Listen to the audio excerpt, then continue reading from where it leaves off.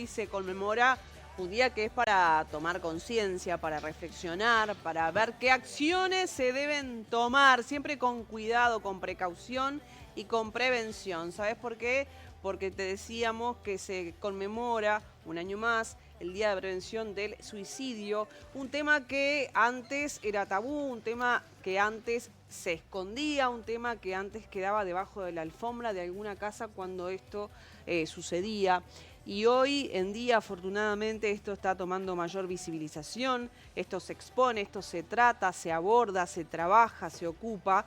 Y bueno, con Vale vamos a estar hablando a partir de este momento de todo esto, de actualizar un poco cifras que no son números, son vidas que se pierden. Vale, ¿cómo estás? ¿Cómo andas, Bienvenida. Ro? Muchas gracias. La verdad que estaba escuchando atenta con la introducción porque es así, es real. Es un tema que es tabú, que es verdad que cuesta hablarlo. La muerte siempre es dolorosa y Sí. más cuando es de esta manera, de estas características. Exacto. Pero una vez que pasa, ¿cómo trabajamos en la posvención? La posvención es cómo nos acercamos a ese entorno familiar que queda devastado, cómo se trabaja en eso. Bueno, por suerte, acá en Uruguay hay personas que trabajan y están dedicadas a esto y ahora vamos a recibir a una de ellas, pero quiero enfocarme en el grupo de comprensión y prevención de la conducta suicida, que está dentro de la órbita de la Facultad de Ciencias Sociales, de la UDELAR, y que también forman parte del programa de salud mental del Hospital de Clínicas.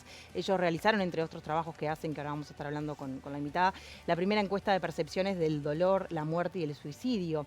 Si bien no vamos a compartir todos los datos porque son extensos y esto se va a presentar en unos meses, o bueno, ahora nos van a informar bien cuándo, quiero compartirles algunas cosas que me parecieron importantes destacar y las vamos a ver en infografías. Cuando hablamos de suicidio, 3 de cada 10 encuestados señalaron los factores psicológicos como la causa principal, 6 de cada 10 como que los factores sociales o culturales tienen que ver con problemas financieros o falta de apoyo familiar o del entorno, como lo que lleva a las personas a tomar esta decisión. Pero hoy también las cifras oficiales se dieron a conocer por parte del Ministerio de Salud Pública. El año pasado 764 personas se quitaron la vida y hubo, esto sí que es preocupante, 910 intentos más que en 2023. ¿Y ahí qué vemos? Ahí vemos otra de las infografías que muestra que esta encuesta que decíamos de la UDELAR, que la percepción de que la gente piensa que los que más se suicidan son los jóvenes. Pero la realidad, como hablamos, expectativa versus realidad, la realidad es que los ancianos, adultos mayores, son los que más se suicidan en Uruguay. Más de 70 años para arriba son los que más se quitan la vida. Pero sí hay un aumento significativo en la franja de 20 a 24 años, que por eso también las autoridades están llamando y haciendo hincapié en esto. Qué increíble, ¿no? Cuando uno tiene la percepción de que la historia viene por un lado, en realidad ataca por otro, porque vos no pensás en personas, adultos mayores que tomen la decisión. Pero bueno, también pasa, pero lo que preocupa de todo esto es que las cifras aumentan, que el año pasado se registraron más intentos de suicidio que el anterior. Y bueno, la realidad es que a uno le gustaría no dar este tipo de cifras porque estamos hablando de vidas, pero es la forma de graficar todo lo que está pasando. Bueno, vale, ahora sí es momento de darle la bienvenida, ella es psicóloga, es además magíster en sociología. Hablamos de Catalina Barría, que nos viene a hablar sobre este tema. Bienvenida, Cata, un gusto de que estés por acá. Bueno, muchas gracias también por la invitación. Por favor. Adelante, vale. Muy bien. Bueno, hablábamos de esto, de estas cifras que son vidas, ¿no? Que son vidas que además tienen un entorno. Se habla mucho de la prevención. ¿Realmente podemos trabajar en la prevención? ¿En qué punto estamos hoy aquí en Uruguay sobre este tema en particular? Bueno, yo siempre en la medida que puedo y que tengo quizás como algunos espacios para poder transmitir algunos mensajes y bueno, y justamente con la prevención queda un poco esa sensación amarga de que bueno, que hemos fallado, ¿no? Y ahí siempre trato como de hacer ese desplazamiento un poco de que la sociedad en conjunto ha fallado la política pública también, quizás por no colocar este problema como uno de los problemas sociales más importantes que tiene el Uruguay, porque si bien ustedes mismas decían, bueno, las cifras, ¿qué significan las cifras? Las cifras significan un Uruguay que está dentro de los 20 países con las tasas de suicidio más altas del mundo, significa un Uruguay que está en el número 1 de los países de Latinoamérica, cuando también en estas construcciones sociales que tenemos, pensamos y tenemos la idea de que este es un problema que avanza en todo el mundo, entonces quizás no importa tanto que Uruguay también las cifras crezcan porque los problemas de salud mental afectan a todos y a todas, cuando lo cierto es que hay países que sí han avanzado en la prevención, que han bajado sus cifras, que las han detenido y que bueno, y que también ha sido articulando los distintos actores involucrados en esto, la política pública, el sector educativo, y por qué no también, que es algo que es con lo que ustedes parten hoy día, que es considerar a quienes quedan tras estas pérdidas, que son los familiares y allegados, como actores también relevantes en la comprensión y también en la prevención, ¿no? Entonces, yo creo que esas empiezan a ser un poco las líneas en las que está avanzando hoy día el Grupo de Comprensión y Prevención de la Conducta Suicida de la UDELAR, también un poco con la campaña pública de prevención, que fue la última foto, que yo creo que marca como ese precedente importantísimo en el país, que es justamente situar a este actor social en la escena pública para que tenga el reconocimiento que se merece. Y bueno, y desde ahí también como dar una vuelta para pensar que las muertes por suicidio ya no afectan a unas personas, no afectan, y que además socialmente tenemos una idea de cómo son o serían las personas que se suicidan, cómo son estas familias, sino que es desplazar este problema para pensar que por la cantidad de suicidios que hay en el país, todos somos un poco supervivientes de suicidio, que es como se nombran a los familiares y allegados. Entonces, el problema, a mí muchas veces no me gusta el foco tan cuantitativo que hay, pensar tanto en los números, porque los números son números, pero si pensamos en las grandes dimensiones del problema y lo trasladamos a, bueno, qué es lo que pasa después de cada uno de los suicidios que ocurren en el país, la afectación es muchísima, y es una afectación que tiene dimensiones psicológicas, sí, pero que también tiene dimensiones sociales, que tiene dimensiones culturales, y que yo creo que ahí también es donde fallamos, que también es pensar un poco que estos problemas son solo problemas que tienen que ver con la salud mental, con la salud psíquica, y que por ende quienes son como los responsables o no de dar respuestas a eso son los médicos, los psicólogos, los psiquiatras, y bueno, que sí son importantes. Yo soy psicóloga, entonces siempre lo digo, pero también nos lleva un poco como a quitarnos la responsabilidad social y comunitaria que hay en todos estos abordajes, y que hay también en pensar una prevención que deje de estar centrada en justamente eso, y que bueno, pensemos también en cuáles son esas cosas que nos pasan a todos y todas las uruguayas, o a quienes vivimos en este país, y que bueno, que nos hacen tener vidas indignas, vidas que hay gente que no quiere vivir. Entonces, creo que esas son algunas de las reflexiones que venimos trayendo en el grupo, y que es como para sumar también una mirada que pueda ser diferente a lo que estamos más acostumbrados a escuchar sobre estos temas. Es multicausal, ¿no? Este tema, cuando se toma la decisión, son varios los motivos que llevan a la autoeliminación, psicológicos fundamentalmente, económicos, en fin. El tema es, realmente hay una forma de detectar señales, realmente hay un timbre de alerta que te diga que esa persona está a punto de realizarlo, la familia, el entorno tiene cómo prevenirlo, porque si hablamos de prevención y tú decís, pero esto es posible, ¿se puede lograr? ¿Se puede evitar?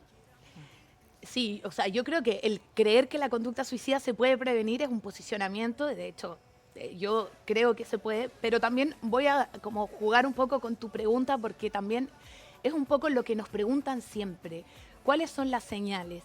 ¿Cómo nos podemos dar cuenta que alguien se va a suicidar? El suicidio, predecirlo o predecir cada uno de los suicidios es una tarea muy compleja, ¿no? ¿Y qué pasa con todo el tema de las señales? Que si bien las señales existen y quizás hay algunas que son más claras que otras, no todos los suicidios están acompañados de señales. Entonces, pensando también un poco en ese día después, el focalizar tanto en las señales, incluso desde los medios de comunicación, lo que genera es que, ¿qué pasan los familiares que no vieron señales? O que no se dieron cuenta? No, la culpa te mata. La culpa, claro, sí. La estigmatización, la vergüenza, obvio, aumenta a un nivel que muchas veces es hasta disfuncional para ellos. Entonces, nosotros que con la última foto trabajamos bastante con familiares, si bien hubo un aprendizaje colectivo de ciertas señales específicas, quizás después ahí las puedo nombrar algunas, también empezamos a reflexionar esto. Es decir, che, mi hijo nunca nos enteramos que estaba sufriendo, nunca supimos, tratamos de ver, pensar, y eso nos generó un profundo sufrimiento. Y eso no era un discurso que compartía uno de los familiares, era un discurso que empezó a ser común en algunos casos. Entonces ahí es que nosotros decimos, wow, cuánto hay de algunas cosas que son sociales que después terminan encarnando y aumentando el sufrimiento de otras personas. Evidentemente sí, hay señales más evidentes y que pudieran o no ser más visibles y que tienen que ver también con cómo las personas manifiestan el sufrimiento, ¿no?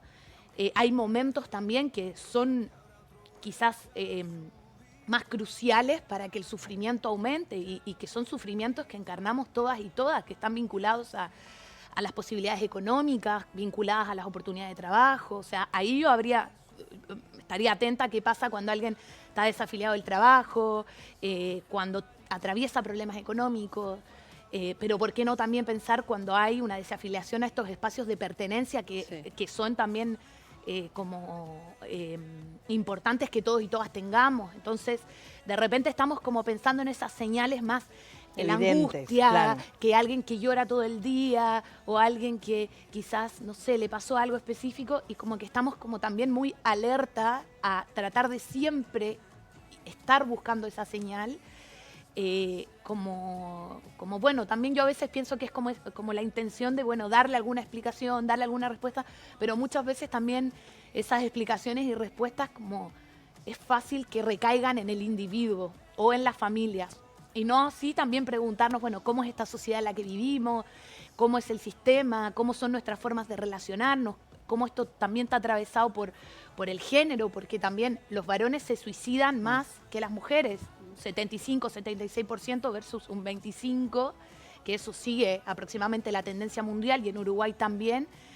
Y si pensamos cómo también se ofrecen estos modelos de éxito, cómo pegan en la masculinidad y cómo aún cuando quizás el movimiento feminista avanza, seguimos encarnando de forma muy poderosa todos los mandatos de género. Entonces, yo les pregunto, ¿qué pensarían ustedes que pasa hoy si un varón de 45 años con 3 hijos, 3 hijas, pierde el trabajo, pierde su fuente laboral, pierde su estatus? Porque no es solo pierdo, sino que pierdo un poco esto. Entonces son como varias reflexiones que están en un terreno social y que a veces yo digo, bueno, la prevención, porque todos habitamos estos espacios, todos tenemos quizás, somos mujeres, varones, madres, padres, ciudadanos, entonces como que hacerse esas preguntas creo que también es importante en días como hoy. Algunas cosas vos las traías acá respecto a la campaña de la última foto que se realizó con capaz que puedes contar brevemente qué fue eso, y porque también hubo un encuentro de supervivientes de suicidio, entonces para que cuentes también cómo fue esa experiencia, qué cosas, algunas ya has dicho, qué trajeron, cómo sirve eso también para ayudar a personas que están viviendo lo mismo, atravesando lo mismo, ¿no? Sí, bueno, la campaña La Última Foto es una campaña que es más de larga data de lo que parece, porque por ahí, por el 2022, el grupo también, como su arista más de investigación, intercambio con algunas otras comunidades internacionales, tiene contacto en qué están haciendo otros países también que quizás han avanzado en frenar tasas. Y ahí los medios de comunicación también juegan como un tema, o sea, como un rol súper importante en visibilizar súper éticamente esto. Y bueno, Calm, que es una organización británica que se dedica a la prevención del suicidio a través de campañas comunicacionales como súper fuertes y agresivas en cuanto al mensaje que quieren transmitir. Ellos habían hecho la campaña de Last Photo, que es la última foto, pero allá... y bueno, y el grupo pensó y dijo, bueno, ¿cómo generar contacto y ver la opción de traspolar esta campaña? Y bueno, por suerte ahí Gabriela Novoa, que es una de las integrantes, tenía un contacto en el Reino Unido y fue bastante como, bueno, por suerte logramos contactar con la organización, nos dieron el aval desde el día 1 y se convirtieron en el aval técnico de esta propuesta que se estuvo cocinando el 2022, 2023, que fue a través de, bueno, el equipo de la UDELAR, hicimos subgrupitos y bueno, a mí me tocó trabajar directamente tratando de acercar la propuesta que obviamente por el impacto que esperábamos que tuviera no le podíamos contar a nadie que se trataba de esa campaña. Simplemente era tratar de buscar familiares que quisieran sumarse a una campaña de prevención de suicidio. Y ahí contactamos a más de 70 familias, que bueno, finalmente la muestra por temas de cesión de imágenes, derechos, que ahí también nos empezamos a dar cuenta de todo el tabú que sigue atravesando, porque no bastaba con donar una foto, sino que también con que esto se socializara en la familia para como un acuerdo. Y bueno, y ahí fue que estuvimos todo el 2023 trabajando con las familias que estaban involucradas, que algunas sí se materializó la donación, otros no por temas más legales. Y bueno, con el objetivo de interpelar a la ciudadanía a pie. Y interpelarlo con fotos las últimas fotos de personas que se quitaron la vida, como con un mensaje que era, bueno, el suicida no siempre parece suicida, ¿no? Y que estas personas también tuvieron una vida que los mismos familiares muchas veces dicen queda encapsulada en el suicidio. Es como cuesta salir de eso, y yo tengo un hijo, tengo un hermano, tuve un tío que también merece que sea recordado de otra forma, y que bueno, y las familias pusieron ahí el cuerpo a través de esa fotografía, también con la intención de que no queremos que hayan más fotografías. Y fue un trabajo súper lindo, porque yo personalmente creo que lo más importante era justamente el reconocimiento social que generó la campaña, en que los supervivientes de suicidio son actores importantísimos en la comprensión del fenómeno del suicidio, importantísimos también en la prevención. Y que bueno, los países que han avanzado también los incorporan en los programas, en las estrategias nacionales, en los planes. Y bueno, y Uruguay en eso estábamos, yo me atrevo a decir, en foja cero. O sea, yo vine a investigar este tema el 2020 y mucha información no había, y bueno, esto ha avanzado mucho. Y bueno, el encuentro que fue en abril, que también fue organizado por estos familiares, como para seguir generando ese reconocimiento y bueno, y poder llegar a la política pública. Los familiares estas semanas que vienen tienen una reunión con la ministra de Salud, que también son avances que se han generado desde estos lugares más de activismo, ¿no? Que son súper importantes. Cata, se termina la charla, lamentablemente es un tema muy profundo para abordar, tal vez en un programa. Tenemos estos minutos y queríamos hacerlo parte para que la gente también tenga más información. Si considerás que tenés que agregar algo que es de vital importancia, muy breve, te pido, y la gente tiene que saberlo respecto a este tema, tenés segundos para hacerlo, para que la gente esté al tanto. Bien, ayer me lo preguntaban también. Yo creo que lo más importante es hablar de estos temas. A veces suena cliché, suena como medio propagandístico, pero si pensamos que podemos estar cerca de alguien que está atravesando por un problema complejo, que está sufriendo, es hablar del suicidio. Y evidentemente ahí hay formas de hacerlo. La página de La Última Foto todavía existe, que es laultimafoto.com.uy, donde hay una pestaña específica que dice, bueno, aquí tenés algunas herramientas para tener esa conversación que puede ser la más importante de tu vida, y traer el tema no para normalizarlo, sino como para acercarnos a tener el músculo de hablar de esto, de hablar de lo que nos pasa, y de poder quizás retomar un poco a veces esa humanidad que en estos tiempos está sumamente perdida. Bien. Creo que es por ahí. Muchas gracias por tu visita, por tu palabra, que creo que es calificada para hablar de estos temas, así que gracias por estar en día a día. Gracias a ustedes. Gracias, Vale, Catalina. muchas gracias por actualizarnos los datos, por la información, por la invitada además. Sí. Y bueno, es un grano de arena para que vos también Exacto. lo tomes como herramienta.